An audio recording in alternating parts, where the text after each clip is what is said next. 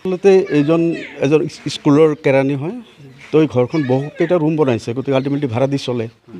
তো ভাড়া দি চলাৰ কাৰণে তো যোৱা 14 তাৰিখে এহাল দম্পতি আহিছে, আহি কৈছে যে আপুনি ৰুম ভাড়া দিব নেকি। তেওঁলোকে কৈছে যে প্ৰপাৰ ডকুমেণ্ট ছাবমিট কৰি আপোনালোকে ৰুম ল'ব পাৰিব। আৰু সেই মৰ্মে 21 তাৰিখে তেওঁলোকে আহিছে, আহি তেওঁলোকে ডকুমেণ্টছ খুজিছে, কৈছে যে ঠিক আছে কালি দি দিম।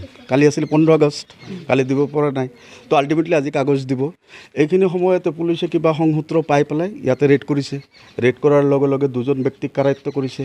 এজনী মাইকী মানুহ আঞ্জুমা বেগম, আনজনৰ নাম হ'ল আনোৱাৰ হুছেইন। তো দুজনকে ধৰিছে। ইতিমধ্যে 39টা কণ্টেইনাৰ জব্দ কৰিছে পুলিচে। এতিয়া ওজনৰ পৰিমাণটো কি আমি নাজানো, কিন্তু এটা কথা ক'ব লাগিব, আজিৰ সমাজখনক ধ্বংস কৰিছে এই চাম ব্যক্তিয়ে।